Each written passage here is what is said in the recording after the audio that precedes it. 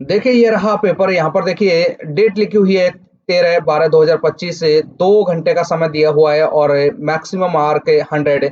यहाँ पर लिखा हुआ है कि सभी प्रश्नों के अंक समान है और पहले जो आप 100 क्वेश्चन हल करोगे उन्हीं को मान्य किया जाएगा और जो आप नेगेटिव करोगे क्वेश्चन रहेंगे वो नेगेटिव मार्किंग रहेगी, गलत क्वेश्चन का नेगेटिव मार्किंग रहेगी। लेवल 6 की वैकेंसी होती है, 35,400 इसका बेसिक होता है। तो ये एक पेपर है WLI भावनगर डिवीजन का। इसकी पीडीएफ पे मेरे टेलीग्राम चैनल पर मिल जाएगी, जिसकी लिंक मैंने डिस्क्रिप्शन बॉक्स में दी हुई है। वहां पे आप जैसे लिंक पर क्लिक करेंगे तो आपको टेलीग्राम पहुंच जाएंगे और टेलीग्राम पर पहुंचने के बाद ज्वाइन करने के बाद ये पीडीएफ आपको मिल जाएगी। यहाँ आंसर की भी दी हुई है, देखिए ये आंसर की के साथ में ये पेपर है तो आपको आंसर की भी मिल जाएगी।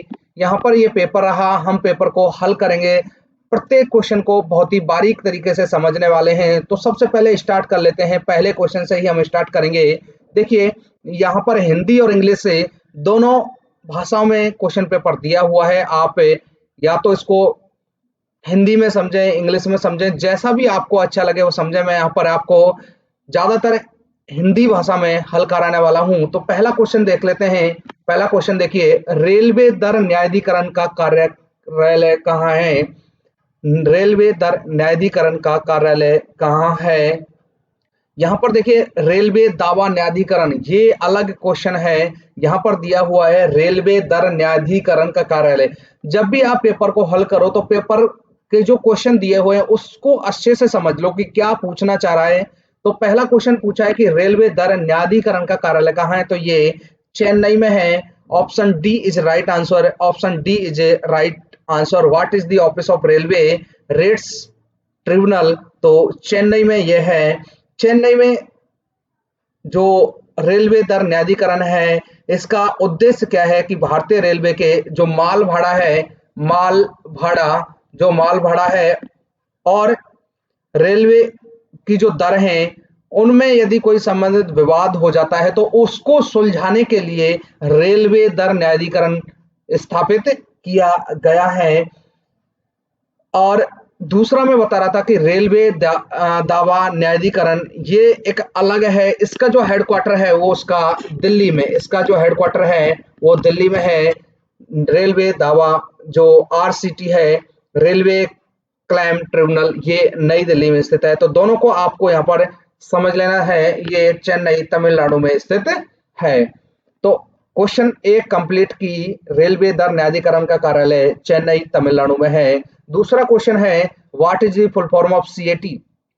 CAT का फुल फॉर्म क्या है? तो CAT का जो फुल फॉर्म है सेंट्रल एडमिनिस्ट्रेटिव ट्रिब्यूनल, केंद्रीय प्रशासनिक न्यायाधिकरण। Option D is right answer है। हम CAT के बारे में बात कर लेते हैं। जो केंद्रीय प्रशासनिक न्यायाधिकरण है, इसकी स्थापना 1 नवंबर 1985, 1 नवंबर 1985 की इसकी स्थापना हुई। और किस अनुच्छेद के तहत हुई? तो 323A के तहत हुई। पूछ लिया जाए आपसे कि किस अनुच्छेद के तहत CAT की स्थापना हुई, तो 323A के तहत इसकी स्थापना हुई। इसका जो हेडक्वार्टर है नई दिल्ली में है। नई दिल्ली में टोटल 11 सदस्य हैं और इसकी जो अगर फीस की बात करें तो ये 50 रुपए इसकी फीस होती है। इसके सदस्य की सेवानिवृत्ति की बात करें तो 62 वर्ष होती है और अध्यक्ष और उपाध्यक्ष की बात करें तो 65 वर्ष होती है। यहाँ पर देखिए कई चीजें आपसे पूछ सकते हैं, तो मैंने यहाँ पर CAT के बारे में पूरा आपको बता दिया है। CAT की जो फुल फॉर्म है central administrative tribunal, option D is right answer है। इसकी स्थापना 1 नवंबर 1985 को हुई है। किस अनुच्छेद के तहत हुई है? तो 323A के तहत हुई है। इसकी जो फीस होती है 50 रुपए होती है। टोटल 11 सदस्य होते हैं। सदस्य की जो सेवानिवृत्ति की, रिटायरमेंट की जो उम्र है वो 62 वर्ष होती है और अध्यक्ष और उपाध्यक्ष की सेवानिवृत्ति की उम्र 65 वर्ष होती है। तो इस प्रकार से ये क्वेश्चन का जो आंसर है ऑप्शन डी है, सेंट्रल एडमिनिस्ट्रेटिव ट्रिब्यूनल। अब अगला देखिए क्वेश्चन नंबर 3 में देखिए ZRTI स्टैंड फॉर, मतलब ZRTI का मतलब क्या है? तो वही फुल फॉर्म पूछी है ZRTI। तो जोनल रेलवे ट्रेनिंग इंस्टीट्यूट, क्षेत्रीय रेलवे प्रशिक्षण संस्थान, क्षेत्रीय रेलवे प्रशिक्षण संस्थान, ये राजस्थान में उदयपुर में है। उदयपुर में है। राजस्थान में उदयपुर में है और इसको स्थापित किया गया था 9 अक्टूबर 1956। 9 अक्टूबर 1956 को इसका स्थापित किया गया। रेल क्या काम होता है, इसका क्या काम होता है कि रेलवे जो कर्मचारियों के लिए प्रशिक्षण पाठ्यक्रम एक चलाता है, कई तरह के प्रशिक्षण देता है, जैसे अपने गार्ड्स के लिए है, ड्राइवर्स के लिए है, इस प्रकार से ये प्रशिक्षण देता है। और इसके अलावा जेड आर टी आई जैसे भुसावल में है जो महाराष्ट्र में है, और इधर मुजफ्फरपुर बिहार में भी जेड आर टी आई है।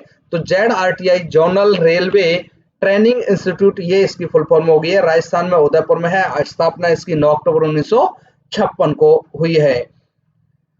क्वेश्चन नंबर 4 की बात करें, how many division are the Indian railway. देखिए यहाँ पर क्वेश्चन नंबर 4 जो दिया हुआ है ये बी वाला है, इनमें से कोई नहीं, ये गलत है। यहाँ पर देखिए ये गलत है। क्वेश्चन ये है यूडीआईपी स्टैंड, तो यूडीआईपी की फुल फॉर्म पूछी है। यूडीआईपी की फुल फॉर्म यहाँ पर पूछी गई है, तो ये होती है unified digital interface for promotion, पदोन्नति के लिए एकीकृत डिजिटल इंटरफेस, जिसका हिंदी होता है पदोन्नति के लिए एकीकृत डिजिटल इंटरफेस है। Full form unified digital interface for promotion, ये इसकी फुल फॉर्म होती है। शुरुआत हुई है इसकी 2025 से। 2025 में इसकी शुरुआत होती है। इसका जो उद्देश्य है, उद्देश्य जो है पदोन्नति प्रक्रियाओं को डिजिटल और सुव्यवस्थित करना। जो पदोन्नति, जो भी रेलवे कर्मचारी हैं उनका प्रमोशन होता है, तो उन प्रक्रियाओं को डिजिटलाइज्ड करना और सुव्यवस्थित करना, ये इसका उद्देश्य है। UDIP unified digital interface for promotion. अगला क्वेश्चन देखिए, क्वेश्चन नंबर 5, यौन उत्पीड़न समिति में महिलाओं का भागीदारी कितना प्रतिशत होना चाहिए। जो महिलाएं, कामकाजी महिलाएं हैं जो कार्यस्थल पर यौन उत्पीड़न की शिकार होती हैं, जब उसके लिए कोई कमेटी बनती है तो वहां पर जो समिति है उसमें 50% महिलाएं होनी चाहिए। तो option A is right answer है। Option A is a right answer है। रेल सेवा जो आचरण नियम है, रेल सेवा आचरण नियम 1966 का जो रूल नंबर 3 का 3 में बताया गया है कि कार्यस्थल पर जो महिला हैं उनके विरुद्ध यौन उत्पीड़न से संबंधित ये नियम है 3 का 3। तो क्वेश्चन नंबर 5 का option A is right answer है 50%। अगला बात करते हैं क्वेश्चन नंबर 6। क्वेश्चन नंबर 6 देखिए क्या है। क्वेश्चन नंबर 6 में RDSO is located at, RDSO कहाँ स्थित है। बहुत ही आसान क्वेश्चन है, ये लखनऊ में स्थित है। अब हम बात कर लेते हैं आरडीएसओ की जो फुल फॉर्म है, आरडीएसओ की जो फुल फॉर्म है वो है research research design design design and standard, STANDRD standard organisation, ये इसकी फुल फॉर्म है। दोबारा से सुन लीजिए, कई जगह इसकी फुल फॉर्म पूछ ली जाती है आरडीएसओ। तो रिसर्च डिजाइन, आर से रिसर्च, डी से डिजाइन, एस से स्टैंडर्ड है, और एस से स्टैंडर्ड के बाद ओ से ऑर्गेनाइजेशन, अनुसंधान संस्थान है ये। अनुसंधान, जिसको हिंदी में बोलेंगे अनुसंधान, डिजाइन और मानक संगठन। इसका जो हेडक्वार्टर मैंने आपको बताया है वो लखनऊ में इसका हेडक्वार्टर है। इसका जो उद्देश्य है, उद्देश्य पूछ लिया जाता है कि क्या उद्देश्य है, तो उद्देश्य है रेलवे तकनीकी उपकरणों का मानकीकरण, नए डिजाइनों का विकास करना और रेल परिचालन के लिए सुरक्षा एवं दक्षता को बढ़ाना, यही इसका उद्देश्य है। RDSO research design and standard organisation, ये इसकी फुल फॉर्म है। अगला क्वेश्चन देखिए, क्वेश्चन नंबर 7। देखिए यहाँ पर मुख्यालय से संबंधित कई क्वेश्चन पूछे गए हैं, जो रेलवे के डिवीजन है और जो जोन है उनके बारे में। तो आप यहाँ पर एक बार अच्छे से उनको देख लें और अच्छे से समझ लें। तो यहाँ पर देखिए, मैं एनसीआर का मुख्यालय कहाँ है, क्वेश्चन नंबर 7 में पूछा हुआ है। तो एनसीआर नॉर्थ सेंट्रल रेलवे, तो ये इलाहाबाद में है। इलाहाबाद में है नॉर्थ सेंट्रल रेलवे, इलाहाबाद जिसको प्रयागराज भी कहेंगे। टोटल जो रेलवे में जो जोन और डिवीजन है, तो टोटल 18 जोन है और जिनमें 17 तो क्षेत्रीय हैं, एक जो है वो कोलकाता मेट्रो है और डिवीजन इसमें जो एनसीआर है उसमें तीन डिवीजन है। एक तो इलाहाबाद और दूसरा झांसी और तीसरा आगरा, ये तीन डिवीजन है। एनसीआर में इसका मुख्यालय कहाँ पर है? इलाहाबाद में इसका मुख्यालय है। अगला क्वेश्चन देखिए, क्वेश्चन नंबर 8 देखिए, पूछ लिया है आरडीएसओ का पूरा नाम, what is the full form of RDSO. इससे पहले मैंने आपको बताया था कि रिसर्च डिजाइन ऑप्शन देखिए यहाँ पर रिसर्च डिजाइन, ऑप्शन बी में देखिए research design and standard organisation, option B right answer है अनुसंधान डिजाइन और मानक संगठन। अभी आपको मैंने बताया था कि इसका हेडक्वार्टर लखनऊ में है और इसका जो उद्देश्य है कि जो रेलवे की तकनीक है, उपकरण है, उनका मानकीकरण करना और नए डिजाइनों का विकास करना, इसके अलावा रेल परिचालन में सुरक्षा और दक्षता को बढ़ाना, ये इसका उद्देश्य है। फुल फॉर्म पूछ ली गई है, तो full form research design and standard organisation. अगला देखिए, ये पश्चिम रेलवे में कितने डिवीजन है? जो डब्ल्यू आर यहाँ पर देखिए क्वेश्चन जो पूछा गया है डब्ल्यू आर से पूछा गया और ये पेपर भी कहाँ का है? डब्ल्यू आर का ही है, भावनगर डिवीजन का ये पेपर है। तो यहाँ पर पूछ लिया गया है कि डब्ल्यू आर में कितने डिवीजन हैं? तो कितने डिवीजन है? 6 डिवीजन है। 6 डिवीजन कौन कौन से हैं? एक है अहमदाबाद अहमदाबाद, दूसरा मुंबई सेंट्रल, तीसरा बड़ौदा, चौथा भावनगर, पांचवा राजकोट और छठा जो है रतलाम है। आरजेटी ये राजकोट का होता है, बीवीपी ये भावनगर, बड़ौदा बीआरसी बड़ौदा और सेंट्रल मुंबई और एडीआई, ये 6 डिवीजन हैं पश्चिम रेलवे में, 6 डिवीजन हैं। अगला क्वेश्चन देखिए, क्वेश्चन नंबर 10, ये भी देखिए रेलवे से ही डिवीजन और जोन से संबंधित है। ईसीओआर का मुख्यालय कहाँ है? ये पूछ लिया गया है। तो ECOR Bhubaneswar, east coast railway Bhubaneswar है।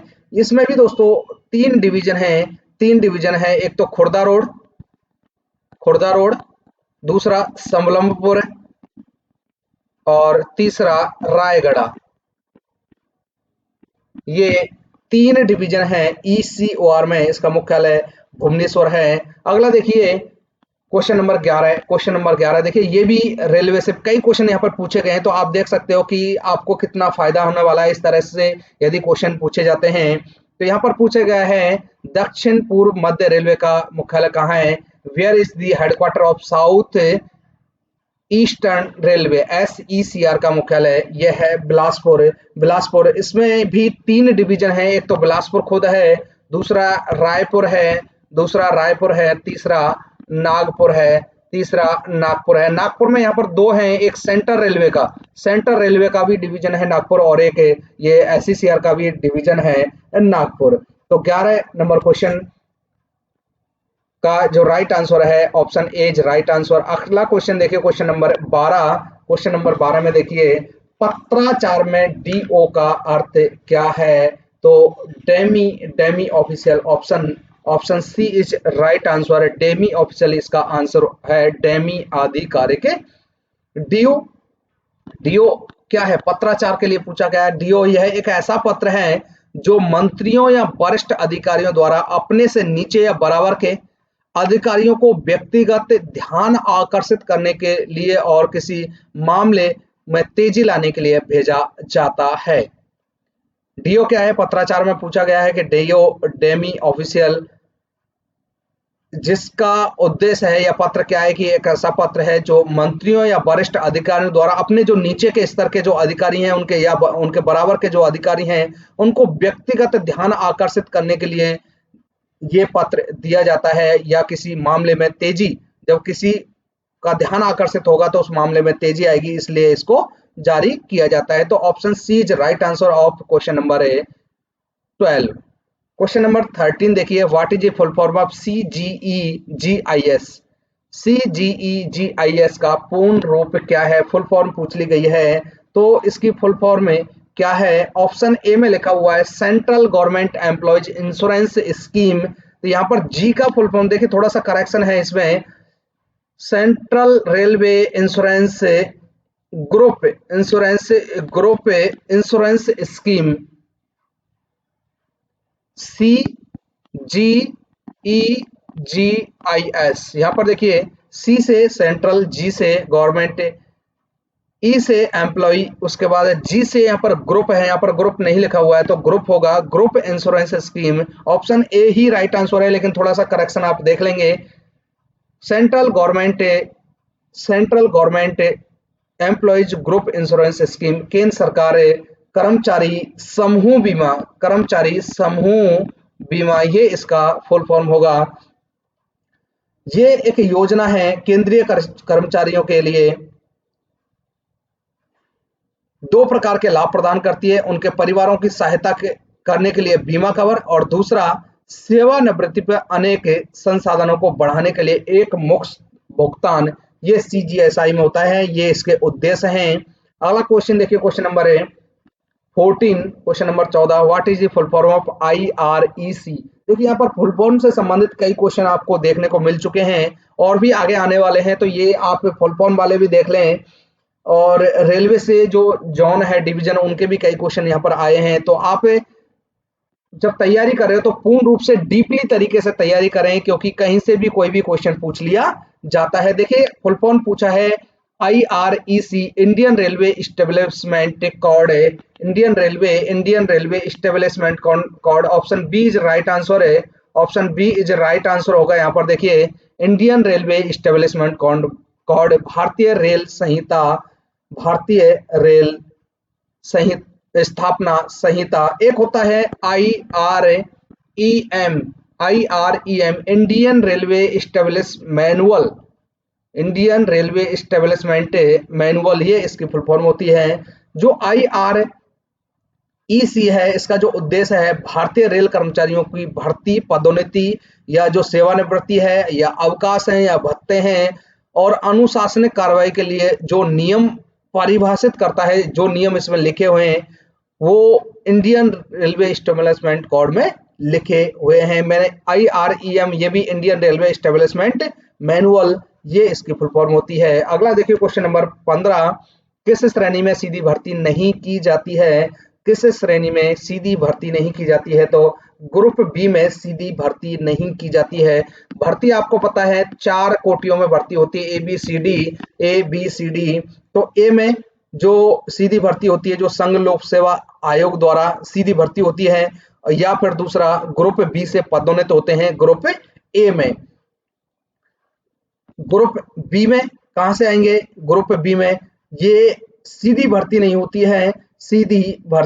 होती है, सीधा जैसे पदोन्नत होकर ग्रुप बी में आते हैं। ग्रुप सी में सीधी भर्ती होती है, और ग्रुप डी से भी पदोन्नत होकर आते हैं, और ग्रुप डी में सीधी भर्ती होती है। और विशेष कोटे जैसे विकलांग है, स्पोर्ट्स कोटा है, सांस्कृतिक कोटा है, खेल स्काउट जो कोटे हैं, उनके तहत भी यहाँ पर भर्ती होती है। तो 4 प्रकार से भर्ती होती है। ग्रुप बी में डायरेक्ट भर्ती नहीं होती है, ग्रुप ए में डायरेक्ट भर्ती होती है, और ग्रुप बी वाले भी ए में आते हैं तो पदोन्नत होकर भी आते हैं। ग्रुप सी में सीधी भर्ती होती है, और ग्रुप डी वाले भी सी में पदोन्नत होते हैं, और ग्रुप डी में सीधी भर्ती होती है। इसके अलावा जो विशेष कोटे हैं, जैसे विकलांग है, स्काउट है, और स्पोर्ट्स है, सांस्कृतिक है, इनसे भी यहाँ पर भर्ती होती है। तो यहाँ पर बी इज राइट आंसर हो जाएगा ऑफ क्वेश्चन नंबर 15। अगला क्वेश्चन देखिए, क्वेश्चन नंबर 16, वर्तमान में रेलवे बोर्ड के CEO कौन है। तो CEO है Satish Kumar. Option A is right answer है। पहले ये दो जो थे सतीश कुमार ट्रैक्शन और रोलिंग स्टॉक के पद पर थे, उससे इनको पदोन्नत किया गया है रेलवे बोर्ड का CEO, अध्यक्ष और मुख्य कार्यकारी अधिकारी इनको बनाया गया है। ये IRSME जो इंडियन रेलवे की जो सर्विस है 1986 बैच के अधिकारी हैं सतीश कुमार है। ऑप्शन एज राइट आंसर हो जाएगा। क्वेश्चन नंबर 17 देखिए, यहाँ पर देखिए आपको ऐसा लग रहा होगा बहुत ज़्यादा समय लग रहा है पेपर को हल करने में, लेकिन आपको उतनी ही ज़्यादा जानकारी मिल रही है क्योंकि आप रटोगे। मैं सीधा-सीधा आपको बता दूँगा कि इस क्वेश्चन का आंसर ये है, इस क्वेश्चन का आंसर है, सीधा टिक लगा दूँगा, बहुत ही जल्दी आपका पेपर हो जाएगा। लेकिन यहाँ पर आपको डीपली तरीके से बताया जा रहा है और उसी की ही ज़रूरत है जब भी आप पेपर को हल करोगे, जो भी डब्ल्यूएलआई क्वेश्चन जो पेपर है, आपको हल करना है, पेपर दोगे तो आपको जब ज़्यादा से ज़्यादा जानकारी होगी तभी आपको उसको अच्छे से हल कर पाओगे। यहाँ पर देखिए क्वेश्चन नंबर 17 है। क्वेश्चन नंबर 17 में देखिए स्टाफ नर्स की सीधी भर्ती का प्रतिशत कितना है?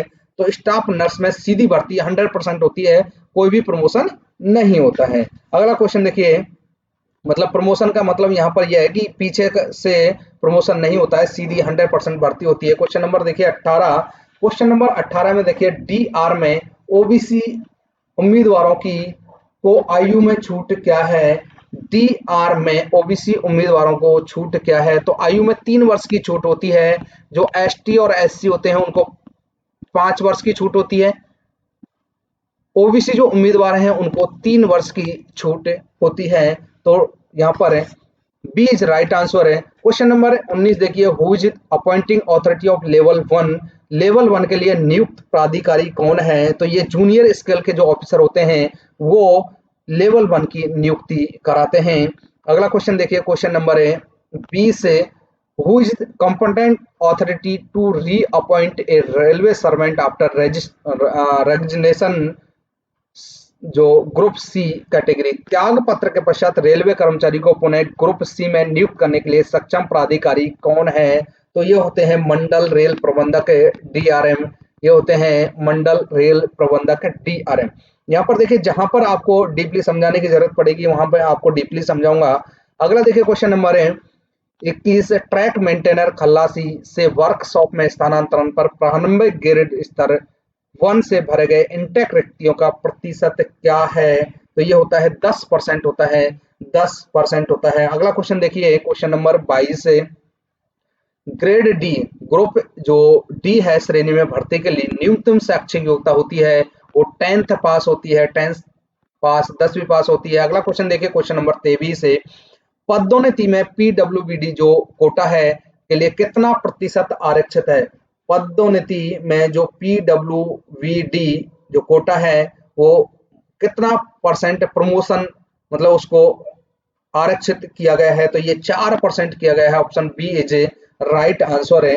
अगला देखिए क्वेश्चन नंबर है 24, क्षैतिज आरक्षण लागू है। क्षैतिज आरक्षण पहले समझिए कि क्षैतिज आरक्षण क्या है और दूसरा होता है ऊर्ध्वाधर आरक्षण। पहले ऊर्ध्वाधर आरक्षण जो है उसको समझिए कि ऊर्ध्वाधर आरक्षण में जो एसटी एससी ओबीसी को जो आरक्षण मिलते हैं वो ही क्या है ऊर्ध्वाधर आरक्षण है। इसके अलावा एसटी एससी ओबीसी में जो महिला वर्ग है या विकलांग वर्ग है या एक्स सर्विसमैन है उनको जो आरक्षण मिलता है वो है क्षैतिज आरक्षण। तो यहाँ पर देखिए ईडब्ल्यूएस एसटी एससी ये तो सभी क्या हो गए ऊर्ध्वाधर आरक्षण। यहाँ पर देखिए पीडब्ल्यूबीडी जो है ये जो विकलांग कोटा है उसके अंतर्गत है तो ये हो गया ऊर्ध्वाधर आरक्षण। तो option D is right answer है। अगला देखिए क्वेश्चन नंबर है 25। क्वेश्चन नंबर 25 में देखिए पहला ईडब्ल्यूएस अंक 200 पदों पर आधारित रोस्टर में संख्या पर आता है। तो कौन सी संख्या पर आता है? 11वीं संख्या पर आता है। 11वीं संख्या पर ये आता है। Option B is right answer. अगला क्वेश्चन देखिए संविधान की धारा में उचित अवसरों की अवधारणा निर्धारित की गई है। तो जो आर्टिकल 311 है, आर्टिकल 311 में ये संविधान की धारा में जो उचित अवसर हैं उसकी अवधारणा निर्धारित की गई है। क्वेश्चन देखिए अगला क्वेश्चन नंबर 27 से सीआईआरएम सीआईआरएम का फुल फॉर्म क्या है? तो बी में देखिए सेंट्रल इंडस्ट्रियल रिलेशन मशीनरी केंद्रीय औद्योगिक संबंध मशीनरी ये इसका फुल फॉर्म है। Option B is right answer है। अगला देखिए क्वेश्चन नंबर 28 से क्वेश्चन नंबर 28 देखिए रेलवे बोर्ड का गठन कब हुआ? When was the railway board formed? तो रेलवे बोर्ड का गठन 1905 में हुआ। मार्च 1905 अगर मंथ भी पूछा जाए तो मार्च 1905 में भारतीय रेलवे बोर्ड का गठन हुआ था। इसका जो उद्देश्य है रेलवे को बेहतर प्रबंधन और नीतिगत निर्णय, इसका जो हेडक्वार्टर है, इसका जो हेडक्वार्टर पूछा जाए तो यह है नई दिल्ली। नई दिल्ली में इसका हेडक्वार्टर है, नई दिल्ली में इसका हेडक्वार्टर है। रेलवे बोर्ड का गठन मार्च 1905 में हुआ था। तो option C is right answer है। अगला देखिए, किस समिति की रिपोर्ट पर रेलवे बोर्ड का पुनर्गठन, यहाँ पर रेलवे बोर्ड का गठन पूछा गया था, यहाँ पर पुनर्गठन पूछा गया है। तो यहाँ पर देखिए जो गठन हुआ था वो हुआ था सर थॉमस थॉमस जो रॉबर्टन समिति थी, रॉबर्ट्स रॉबर्ट्स सन जो समिति थी, उसके तहत रेलवे बोर्ड का गठन किया गया था। यहाँ पर देखिए जो आंसर की है, आंसर की में दिया हुआ है बी, सर थॉमस रॉबर्टन समिति। लेकिन यहाँ पर देखिए थोड़ा सा आप इसको क्लियर कर लें, जो विवेक ओबराय समिति थी, विवेक देव ओबराय समिति थी, उसके तहत 2015 में पुनर्गठन समिति तैयार की गई थी और 2019 में पुनर्गठन को मंजूरी दे दी गई थी। तो option C is right answer हो जाएगा। यहाँ पर सर थॉमस रॉबर्टन जो समिति है उससे रेलवे बोर्ड का गठन हुआ था मार्च 1905 में, और पुनः जो पुनर्गठन है वो देवराय कमेटी है, सर विवेक देवराय समिति 2015 में गठित हुई और 2019 में कैबिनेट ने पुनर्गठन को मंजूरी दी। तो थोड़ा सा इसको आप क्लियर कर लें, और आपको ऐसा लगता है तो आप कमेंट बॉक्स में जो भी सही आपको लगता है वो कमेंट बॉक्स में दे सकते हैं। अगला देखिए क्वेश्चन नंबर 30। क्वेश्चन नंबर 30 में देखिए, सेवानिवृत्ति के बाद मृत्यु की स्थिति में क्या सीजीए प्रदान किया जाता है। सेवानिवृत्ति की बात हो रही है, सेवानिवृत्ति के बाद मृत्यु की स्थिति में सीजीए जो कंपेंसेशन ग्राउंड होता है, कंपेंसेशन ग्राउंड जो होता है सीजीए,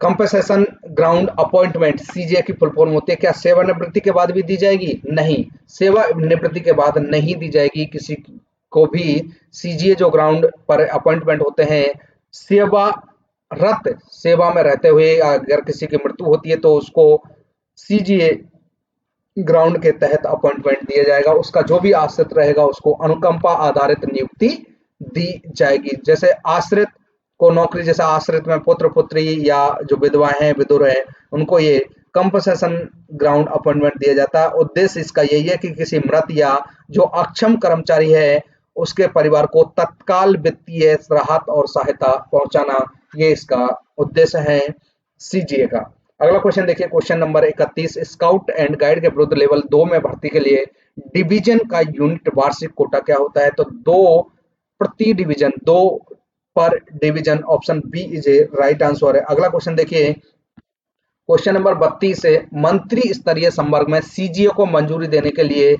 सक्षम प्राधिकारी कौन है? मंत्री स्तरीय संवर्ग में सीजीए को मंजूरी देने के लिए महाप्रबंधक जीएम साहब होते हैं, महाप्रबंधक। सीजीए आपको मैंने अभी बताया, कंपनसेशन जो ग्राउंड अपॉइंटमेंट है होते हैं, अनुकंपा आधारित नियुक्ति वो आश्रित को दी जाती है। और क्यों दी जाती है कि जो भी कोई मृत व्यक्ति है या अक्षम कर्मचारी है उसके परिवार को तत्काल वित्तीय राहत और सहायता प्रदान करने के लिए दी जाती है। अगला क्वेश्चन देखिए, question number 33। How much marked is prescribed for appointment of CGA for group C category in WR? तो 50%। पश्चिम रेलवे में ग्रेड सी श्रेणी के लिए सीजीए पर नियुक्ति के लिए कितने अंक निर्धारित हैं? तो ये WR के बारे में पूछा है, तो 50% अंक निर्धारित हैं। क्वेश्चन नंबर 34 है। क्वेश्चन नंबर 34 में देखिए, ग्रेड ए श्रेणी में सीधी भर्ती 50% सीधी भर्ती होती है, और जो 50% है वो ग्रुप बी, जो ग्रुप बी है उससे प्रमोटेड होकर आते हैं। ग्रुप ए अभी मैंने बताया था कि 4 कैटेगरी में भर्ती होती है, group A B C D. तो ग्रुप ए में ग्रुप बी से प्रमोटेड होकर और 50% सीधी भर्ती। ग्रुप बी में कोई भी सीधी भर्ती नहीं होती है, सीधे सभी प्रमोशन से आते हैं। ग्रुप सी में सीधी भर्ती होती है और प्रमोशन से आते हैं। ग्रुप डी में सीधी भर्ती होती है। इसके अलावा जो स्पोर्ट्स कोटा है, जो विशेष कोटे हैं उनके तहत यहाँ पर और भर्ती होती है ग्रुप डी में। अगला क्वेश्चन देखिए, क्वेश्चन नंबर 35 है, प्रशासनिक खाते पर स्थानांतरण के लिए न्यूनतम सेवा क्या है? प्रशासनिक खाते पर मतलब रेलवे हित में जो भी स्थानांतरण होते हैं उसके लिए न्यूनतम सेवा क्या है? तो उसके लिए कोई लिमिट नहीं है। Option A is right answer, कोई भी समय सीमा नहीं है। Option A is right answer. अगला क्वेश्चन देखिए, क्वेश्चन नंबर 36 है, लेवल 6 के लिए नियुक्त प्राधिकारी कौन है? नियुक्ति कौन देता है? तो ये जेएजी कनिष्ठ प्रशासनिक ग्रेड के जो अधिकारी हैं वो नियुक्ति प्राधिकारी होते हैं, जेएजी। क्वेश्चन नंबर देखिए 37 है, ईडब्ल्यूएस आरक्षण दिनांक से प्रभावी हुआ है। ईडब्ल्यूएस जो प्रभावी हुआ है वो कब से प्रभावी हुआ है? इकोनॉमिकली वीकर सेक्शन, आर्थिक रूप से जो कमजोर वर्ग है उसका आरक्षण कब से शुरू हुआ है? तो ये 1 फरवरी 2019 से प्रभावी हुआ है। इन्हें सरकारी जो नौकरी होती हैं या जो शिक्षण संस्थान होते हैं उनमें जो आर्थिक कमजोर वर्ग है उसको 10% का आरक्षण दिया जाता है। तो option A is right answer. यहाँ पर पूछा गया है प्रभावी, तो 1 फरवरी 2019 से प्रभावी हुआ है। अगला देखिए, क्वेश्चन नंबर 38 है, सीधी भर्ती में ईडब्ल्यूएस के लिए कितना प्रतिशत आरक्षण है? अभी बताया था कि 10% आरक्षण है, 10% आरक्षण है सीधी भर्ती में। तो option A is right answer हो जाएगा। अगला क्वेश्चन देखिए, रेलवे में लोको पायलट के लिए निर्धारित चिकित्सा श्रेणी क्या है? तो ये A1 होती है जो भी रेलवे लोको पायलट हैं, क्योंकि उनको सिग्नल देखने के लिए बहुत ही अच्छी आंखों की आवश्यकता होती है। तो A1 category option C is right answer हो जाएगा। अगला क्वेश्चन देखिए, क्वेश्चन नंबर 40 है, रेलवे में मंत्रालयिक कर्मचारियों के लिए निर्धारित चिकित्सा वर्गीकरण है। तो ये यहाँ पर C2 होता है। Option C is right answer, C2 का मेडिकल इनके लिए चल जाता है। और यहाँ पर पूछा गया था ALP जो या LP है उनके लिए A1 का मेडिकल चलता है। अगला क्वेश्चन देखिए, क्वेश्चन नंबर 41, आश्रितों सहित कितने सदस्यों को विशेष अधिकार पास की अनुमति है? तो यहाँ पर आश्रितों सहित 5 कैंडिडेट, 5 सदस्य विशेष अधिकार पास में शामिल हो सकते हैं। यदि आश्रित को शामिल किया जाता है तो अधिकतम 5 सदस्य शामिल होते हैं। यदि आश्रित को शामिल नहीं किया जाता है तो परिवार में कितने भी सदस्य हैं, 2 3 4 5 6 7 कितने भी सदस्य हैं वो सभी विशेष अधिकार पास में शामिल होंगे। आश्रित शामिल किए जाते हैं तो 5, और अधिक से अधिक कितने आश्रित शामिल कर सकते हैं? 2 आश्रित शामिल कर सकते हैं। ये भी पूछ लिया जाता है कि कितने आश्रित शामिल हो सकते हैं, तो 2 आश्रित शामिल होंगे। आश्रित शामिल होते ही 5 सदस्यों को विशेष अधिकार पास की अनुमति होगी। अगर आश्रित शामिल नहीं है तो जितने भी परिवार में सदस्य हैं उन सभी के लिए ये सुविधा उपलब्ध रहेगी। क्वेश्चन नंबर देखिए 42 से, can widow mother allowed to be include in post retired compulsory pass? जो पूरक पास होता है क्या उसमें विधवा माँ सेवानिवृत्ति के बाद शामिल होने की अनुमति उसको दी जा सकती है? तो हाँ, उसको शामिल होने की अनुमति दी जा सकती है। अगला क्वेश्चन देखिए, क्वेश्चन नंबर 43, क्या तलाकशुदा या विधवा बेटी को आश्रित के रूप में अनुमति दी जा सकती है? हाँ, आश्रित रहेगी। तो आश्रित में आपको मैं बता देता हूँ कि जैसा आश्रित में कौन कौन हो सकते हैं, कि जैसे पुत्र हो सकता है, पुत्र भी जैसे 21 वर्ष का पुत्र है तो 21 वर्ष से कम उम्र का पुत्र है तो वो आश्रित हो सकता है।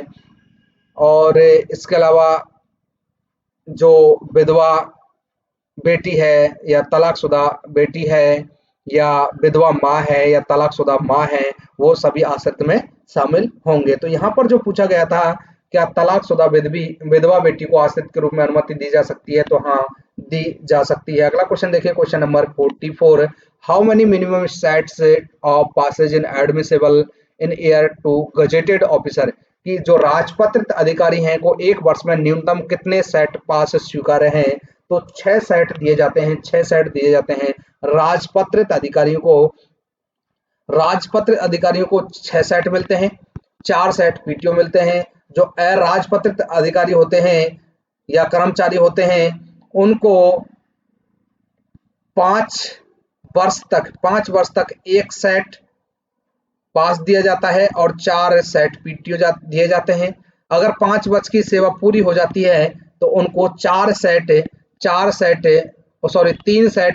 3 सेट पास के और 4 सेट पीटीओ के दिए जाते हैं।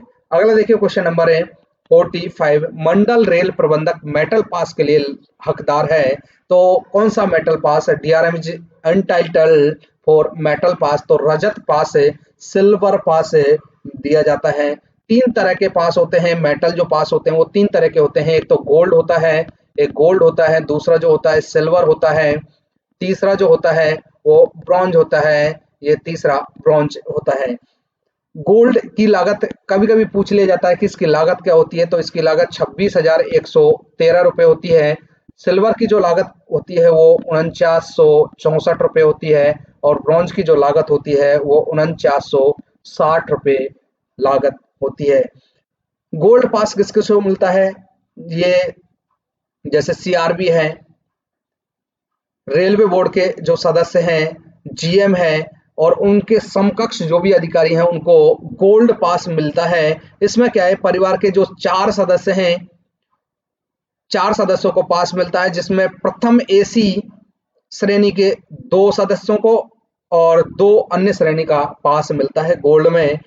सिल्वर में पास जो मिलता है जो वरिष्ठ प्रशासनिक ग्रेड के जो अधिकारी होते हैं, एचएजी प्लस एसएजी, जैसे डीआरएम है, एडीआरएम है, या जैसे वरिष्ठ प्रशासनिक जो अधिकारी जैसे सीनियर हैं, सीनियर डीएमई है, सीनियर डीएन है, इनको सबको सिल्वर पास मिलता है। इसके अलावा ब्रॉन्ज पास जो जेएजी ग्रेड के अधिकारी हैं, जेएजी जो ग्रेड के अधिकारी हैं उनको सिल्वर मेटल पास दिया जाता है। 3 पास हो गए, गोल्ड, सिल्वर और ब्रॉन्ज। अगला देखिए क्वेश्चन नंबर 46। गहन कार्यकर्ता के मामले में डैश का अर्थ है जो 8 घंटे से अधिक की ड्यूटी करता है, जो 8 घंटे से अधिक की ड्यूटी करता है। अब पहले मैं एक यहाँ पर बहुत सारी चीजें समझा देता हूँ, बार बार क्वेश्चन आएगा उससे रिलेटेड है, तो मैं एक बार आपको यहाँ पर अच्छे से समझा देता हूँ। जो HOER है, आप यहाँ पर अच्छे से समझिए। HOER के तहत जो कर्मचारी हैं उनको 4 श्रेणियों में बांटा गया है। एक तो होते हैं गहन, दूसरे होते हैं निरंतर, तीसरे होते हैं जो आवश्यक रूप से ब्राह्मी और चौथे होते हैं अपवर्जित या एक्सक्लूडेड। इनको गहन को इंटेंसिव बोलते हैं, निरंतर को कंटिन्यूअस, और जो तीसरे हैं आवश्यक रूप से ब्राह्मी EI एसेंशियल इंटरमिटेंट बोलते हैं, और चौथा है जो अपवर्जित है एक्सक्लूडेड उनको बोलते हैं। तो 4 प्रकार के कर्मचारी हो गए, गहन, निरंतर, आवश्यक रूप से ब्राह्मी और अपवर्जित, 4 प्रकार से हो गए। अब यहाँ पर जो पूछा गया है कि गहन जो है उसमें 8 घंटे से अधिक की ड्यूटी जो है उसको क्या कहा जाएगा? ये इसका मैन है कि लॉन्ग ऑन कहा जाएगा, लॉन्ग ऑफ कहा जाएगा, लॉन्ग ऑफ या ऑन कहा जाएगा, इनमें से कोई नहीं, तो उसको लॉन्ग ऑन कहा जाएगा कि 8 घंटे से अधिक। गहन में 8 घंटे से अधिक की ड्यूटी को क्या कहा जाएगा? लॉन्ग ऑन कहा जाएगा। इस बार समझिए कि गहन की बात कर रहा हूं कि गहन में 8 घंटे से अधिक की ड्यूटी को लॉन्ग ऑन कहा जाएगा, और जो कंटिन्यूअस है उसमें 10 घंटे हैं उससे अधिक की ड्यूटी को लॉन्ग ऑन कहा जाएगा, और जो आवश्यक रूप से ब्राह्मी है उनके 12 घंटे से अधिक की ड्यूटी को क्या कहा जाएगा? लॉन्ग ऑन कहा जाएगा। एक बार थोड़ा सा मैं आपको यहाँ से मिटा देता हूँ लिखने के लिए। ये तो मैंने लॉन्ग ऑन के लिए बताया कि लॉन्ग ऑन क्या होगा गहन के लिए कि 8 घंटे से अधिक ड्यूटी को लॉन्ग ऑन कहा जाएगा, निरंतर 10 घंटे से अधिक ड्यूटी को लॉन्ग ऑन कहा जाएगा, और आवश्यक रूप से ब्राह्मी में जो लॉन्ग ऑन कहा जाएगा वो 12 घंटे से अधिक की ड्यूटी को कहा जाएगा। ये तो हो गया लॉन्ग ऑन। एक होता है शॉर्ट ऑफ जिसको विश्राम भंगी भी कहते हैं। गहन में कि 12 घंटे से पूर्व 12 घंटे से पूर्व यदि ड्यूटी पर बुलाया जाता है तो उसको क्या कहा जाएगा, शॉर्ट ऑफ कहा जाएगा। शॉर्ट ऑफ कहा जाएगा गहन में। इधर लिख रहा हूं मैं गहन के लिए कि 12 घंटे से पूर्व ड्यूटी पर बुलाया जाएगा तो उसको क्या कहा जाएगा, शॉर्ट ऑफ कहा जाएगा। यदि 10 घंटे से पूर्व ड्यूटी पर बुलाया जाता है तो उसको शॉर्ट ऑफ कहा जाएगा, कब, निरंतर में। और आवश्यक रूप से ब्राह्मी में 8 घंटे से पूर्व ड्यूटी पर बुलाया जाएगा तो उसको क्या कहा जाएगा, शॉर्ट ऑफ कहा जाएगा। तो आप यहाँ पर समझ लीजिए कि 4 प्रकार के कर्मचारी, गहन, निरंतर, आवश्यक रूप से ब्राह्मी और अपवर्जित, 4 प्रकार के हो गए। गहन में लॉन्ग ऑन कब कहा जाएगा, जब 8 घंटे से अधिक की ड्यूटी कराई जाएगी। लॉन्ग ऑन निरंतर में कब कहा जाएगा, जब 10 घंटे से अधिक ड्यूटी कराई जाएगी। लॉन्ग ऑन आवश्यक रूप से ब्राह्मी में कब कहा जाएगा, जब 12 घंटे से अधिक ड्यूटी कराई जाएगी। इसके विपरीत शॉर्ट ऑफ या विश्राम भंग गहन में कि 12 घंटे से पहले अगर आपको ड्यूटी पर बुलाया जाता है तो उसको विश्राम भंग या शॉर्ट ऑफ कहा जाएगा। निरंतर में 10 घंटे से पूर्व आपको बुलाया जाता है कि जो निरंतर कर्मचारी हैं उन उसमें 10 घंटे से पूर्व आपको ड्यूटी पर बुलाया जाता है तो शॉर्ट ऑफ कहा जाएगा। और जो आवश्यक रूप से जो ब्राह्मी कर्मचारी हैं उनको 8 घंटे से पूर्व ड्यूटी पर बुलाया जाएगा तो उसको शॉर्ट ऑफ कहा जाएगा, विश्राम भंग कहा जाएगा। तो ये आप यहाँ पर समझ लीजिए 4 प्रकार के कर्मचारी, क्योंकि बार बार आएंगे और इससे रिलेटेड जो भी जानकारी और रहेगी मैं आपको बताऊंगा। अगला देख लेते हैं क्वेश्चन नंबर 47 में आरएलसी का मतलब है, वही फुल फॉर्म पूछी है आरएलसी। तो रीजनल लेबर कमिश्नर, क्षेत्रीय श्रम आयुक्त। Option B is right answer है।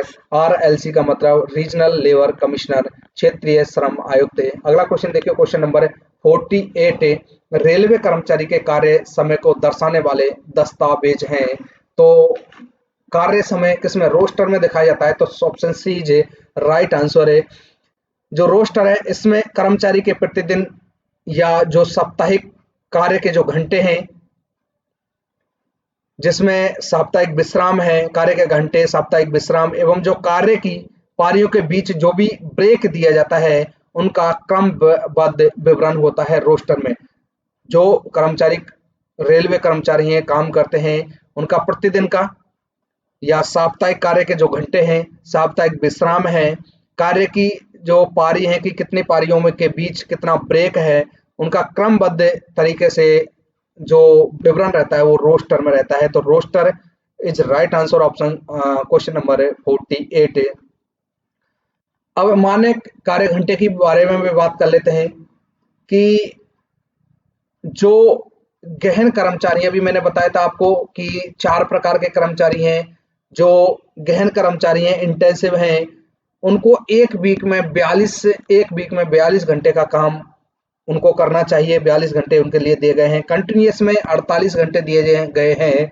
और जो ईआई होते हैं, इसेंशियल इंटरमीडिएट, वो उनको जो समय दिया गया है कि 60 से लेकर 72 घंटे उनका मानक कार्य घंटे का समय है। अगला क्वेश्चन देखिए, क्वेश्चन नंबर 49 सतत वर्गीकरण के अंतर्गत रेलवे कर्मचारियों के 2 रोस्टर ड्यूटी के बीच डैश विश्राम की अवधि को शॉर्ट ऑफ कहा जाएगा। आपको मैंने ऑलरेडी समझा चुका हूं कि शॉर्ट ऑफ का है सतत वर्गीकरण जो कंटिन्यूअस कर्मचारी हैं उसके अंतर्गत रेलवे कर्मचारियों की 2 रोस्टर ड्यूटी के बीच विश्राम की अवधि को शॉर्ट ऑफ कहा जाएगा।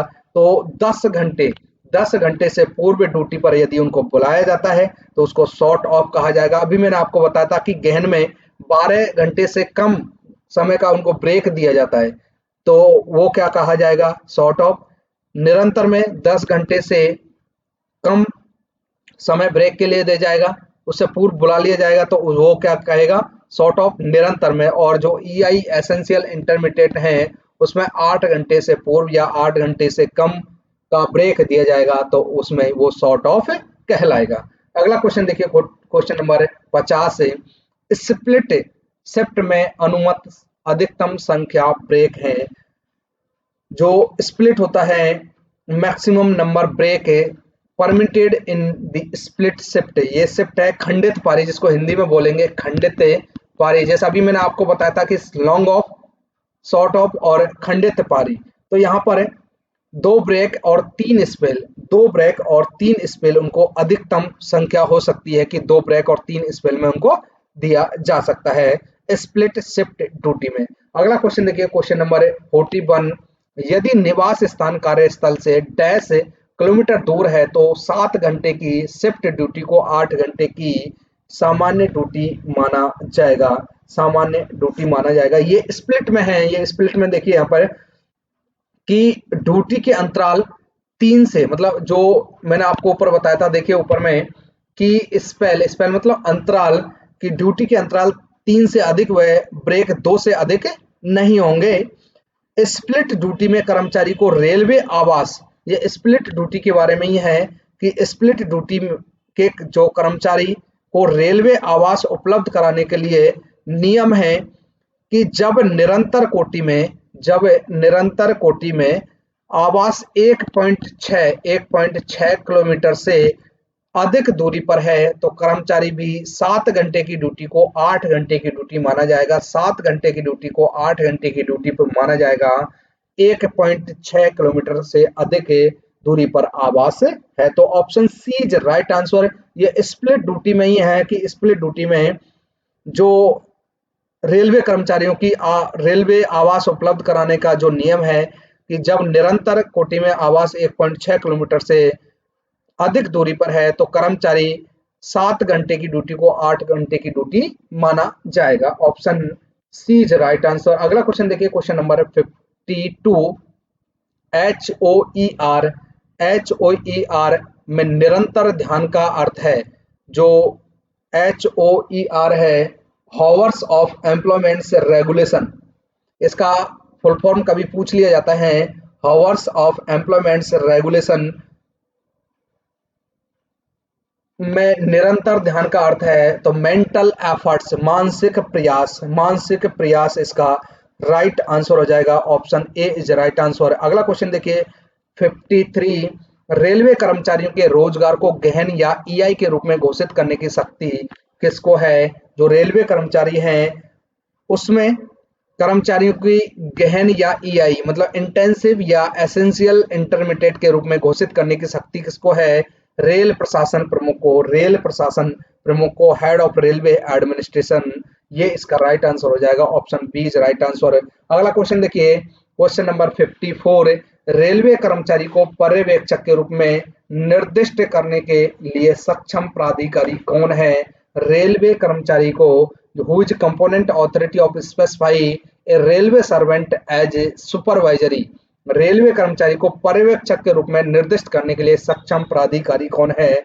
तो यह है श्रम मंत्रालय, labour ministry. Option C is right answer है, सी इज राइट आंसर। अगला क्वेश्चन देखिए, क्वेश्चन नंबर 55, रेलवे कर्मचारियों में कंटिन्यूअस, एसेंशियल, इंटरमीडिएट और इंटेंसिव। अभी मैंने आपको बताया था कि रेलवे कर्मचारी 4 प्रकार के, जिसमें गहन जो इंटेंसिव, कंटिन्यूअस निरंतर, एसेंशियल इंटरमीडिएट अपवर्जित और तीसरे आवश्यक रूप से विरामी जो एसेंशियल इंटरमीडिएट है और चौथे आवश्यक रूप से विरामी के बाद अपवर्जित एक्सक्लूडेड के रूप में वर्गीकरण में परिवर्तन के लिए सबसे उपयुक्त विधि क्या है? तो उपयुक्त विधि क्या है? तथ्यात्मक कार्य विश्लेषण, factual job analysis, factual job analysis. अब देखिए मैंने आपको 4 प्रकार के जो कर्मचारी बताए थे उनके बारे में और आपको जानकारी देंगे कि गहन जो कर्मचारी हैं, गहन कर्मचारी किनको माना जाएगा? गहन जो कर्मचारी हैं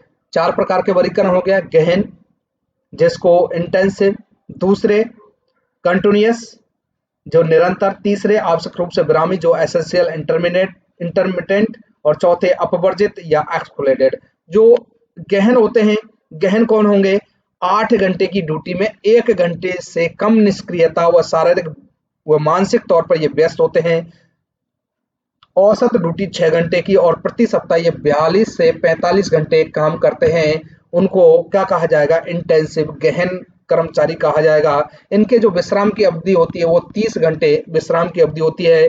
जैसे कंट्रोलर हैं, आरआरआई पर काम करने वाले कर्मचारी हैं, मोटरमैन हैं, ये सभी क्या आएँगे, गहन में आएँगे। गहन में कि 8 घंटे की ड्यूटी है, लेकिन वो बहुत ही ज़्यादा व्यस्त रहते हैं। उनको अगर निष्क्रियता का समय भी मिलता है, तो वो 1 घंटे से पूरे 8 घंटे में 1 घंटे से कम समय ही निष्क्रिय रह सकते हैं। दूसरे जो होते हैं निरंतर कंटीन्यूअस, निरंतर या कंटीन्यूअस में 8 घंटे की ड्यूटी में वो 2 घंटे तक निष्क्रिय रह सकते हैं। औसत ड्यूटी उनकी 8 घंटे की होती है। प्रति सप्ताह वो 48 से 54 घंटे का उनका काम होता है। जैसे स्टेशन मास्टर है, पॉइंट्समैन है, रनिंग कर्मचारी है, इनकी जो कम से कम रेस्ट दिया जाता है वो भी 30 घंटे का जो विश्राम अवधि होती है, वो 30 घंटे की होती है। तीसरे होते हैं आवश्यक रूप से ब्राह्मी, जो एसेंशियल इंटरमीडिएट होते हैं। 12 घंटे की ड्यूटी होती है। शारीरिक और मानसिक एकाग्रता बनाने की इनकी कोई भी जरूरत नहीं होती है। 10 से 12 घंटे की ड्यूटी होती है। प्रति सप्ताह ये 60 से 72 घंटे की इनकी ड्यूटी होती है। और जैसे बंगला पियून है, इसके अलावा ब्रांच लाइन पर यातायात जो कर्मचारी हैं वो सभी इस श्रेणी में आते हैं। चौथे जो बताए थे मैंने अपवर्जित या एक्सक्लूडेड, ये वो कर्मचारी हैं जो 24 घंटे सेवा देते हैं, मतलब इनकी ड्यूटी जिम्मेदारी 24 घंटे की होती है। जैसे जो भी सुपरवाइजर हैं वो सभी क्या है 24 घंटे ड्यूटी से रिलेटेड होते हैं। तो ये चौथे नंबर के होते हैं। तो ये 4 तरह के जो कर्मचारी हैं वो होते हैं गहन, कंटिन्यूअस, एसेंशियल इंटरमीडिएट और अपवर्जित एक्सक्लूडेड। यहाँ पर जो पूछा गया था कि परिवर्तन के लिए सबसे उपयुक्त विधि क्या है, तो फैक्चुअल जॉब एनालिसिस, तथ्यात्मक कार्य विश्लेषण, ये इसकी विधि है। अब यहाँ पर देखिए क्वेश्चन नंबर 55 हो गया है। क्वेश्चन नंबर 56 से 56 में पूछा गया है कि रेलवे कर्मचारी को निरंतर सेवा के रूप में वर्गीकृत किया गया जाता है यदि कार्य की अवधि औसतन 12 घंटे की शिफ्ट में है। वो 56 नंबर क्वेश्चन है। इसको हम सेकंड पार्ट में 56 नंबर से लेकर 110 56 से लेकर 110 तक सेकंड पार्ट में कराने वाले हैं, क्योंकि फर्स्ट पार्ट काफी लंबा हो चुका है। आप भी बोर होने लगते हैं और ऐसा लगता है कि वीडियो बहुत ही ज्यादा लंबी है। तो 56 से लेकर 110 तक मैं अगले पार्ट, जो नेक्स्ट पार्ट होगा सेकंड पार्ट, उसमें हल कराने वाला हूँ। पीडीएफ के लिए मैंने आपको बता दिया कि पीडीएफ मेरे टेलीग्राम चैनल पर मिलने वाली है। टेलीग्राम चैनल की लिंक मैंने डिस्क्रिप्शन बॉक्स में दी हुई है। लिंक पर जैसे ही आप क्लिक करेंगे, क्लिक करने पर आप टेलीग्राम पर पहुंच जाएंगे। वहां पर ज्वाइन करने के बाद आपको पीडीएफ मिल जाएगी। वहां पर बहुत सारी पीडीएफ पड़ी हुई हैं, तो आप वो भी पीडीएफ देख सकते हैं। और ये भी पीडीएफ जो नया पेपर है वो आपको मिलने वाला है। वीडियो को ज्यादा से ज्यादा शेयर कर दें, ज्यादा से ज्यादा लाइक करें, और चैनल पर यदि नए हैं तो आपसे बहुत ज्यादा रिक्वेस्ट है कि चैनल को सब्सक्राइब कर लें और बेल आइकन दबा लें। सभी के लिए धन्यवाद। हेलो नमस्कार, स्वागत है हमारे YouTube channel NR current GK classes में। हम इस वीडियो में बात करेंगे staff and welfare inspector WLI question paper के बारे में, जो भावनगर डिवीजन का है। लेटेस्ट क्वेश्चन पेपर है 13/12/2025 का। ऑल 110 क्वेश्चन मैं आपको यहाँ हल कराने वाला हूँ विद एक्सप्लेनेशन के साथ में, जो आगामी परीक्षाओं के लिए बहुत ही महत्वपूर्ण होने वाले हैं। मैं यहाँ पर जिस तरह से आपको पेपर को हल कराने वाला हूँ, बहुत ही डीपली तरीके से हल कराने वाला हूँ। यहाँ पर आपको हर क्वेश्चन के साथ में बहुत कुछ एक्स्ट्रा बताने वाला हूँ, जो आपकी परीक्षा की दृष्टि से बहुत ही महत्वपूर्ण होने वाला है। तो वीडियो में बने रहिएगा। वीडियो को लाइक करें, शेयर करें, और चैनल पर नए हैं तो चैनल पर सब्सक्राइब करके बेल आइकन प्रेस करें। तो शुरू करते हैं।